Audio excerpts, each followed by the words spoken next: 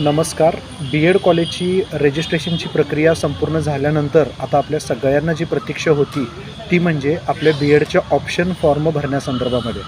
B.Ed कॉलेजच्या option form संदर्भामध्ये गव्हर्नमेंटचं आत्ताच वेळापत्रक जाहीर झालेलं आहे. त्यामुळे विद्यार्थ्यांच्या सोयीकरिता मी आपल्याला हा व्हिडिओ पाठवत आहे.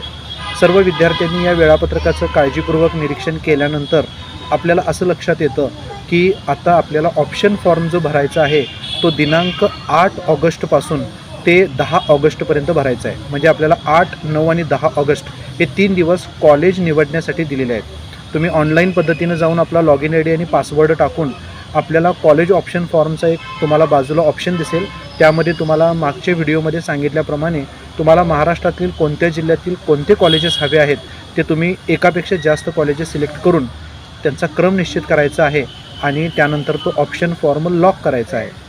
ऑप्शन फॉर्म लॉक केल्यानंतर गव्हर्नमेंटकडून पहिला राऊंड जो आहे ॲडमिशन प्रक्रिया जी आहे ती पहिल्या राऊंडची सुरू होणार आहे. पहिल्या राऊंड संदर्भामध्ये मेरिट लिस्ट जी आहे ती 14 ऑगस्टला डिस्प्ले होणार आहे. 14 ऑगस्टला यादी बघायची आहे की आपलं नाव कोणत्या कॉलेजच्या यादीमध्ये आलेलं आहे. त्याचबरोबर गव्हर्नमेंट तुम्हाला SMS पाठवतं. ते SMSद्वारे सुद्धा तुम्हाला कळते की तुम्हाला कोणतं कॉलेज मिळालेलं आहे. त्याचबरोबर तुम्ही यादीसुद्धा गव्हर्नमेंटकडून आलेली पाहू शकता. त्यानंतर तुम्ही प्रत्यक्ष महाविद्यालयामध्ये ओरिजिनल डॉक्युमेंट्स आणि त्या महाविद्यालयाची आवश्यक असलेली फी भरून तुम्ही प्रवेश आपला निश्चित करायचा आहे. त्याची तारीख दिलेली आहे 16 ऑगस्टपासून ते 20 ऑगस्टपर्यंत.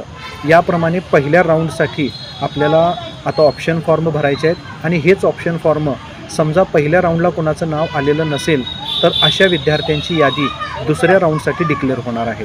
तर सर्वांनी काळजीपूर्वक वेळापत्रक पहा आणि सर्वप्रथम दिनांक 8 ऑगस्टपासून ते 10 ऑगस्टपर्यंत कॉलेज ऑप्शन फॉर्म भरावा. धन्यवाद.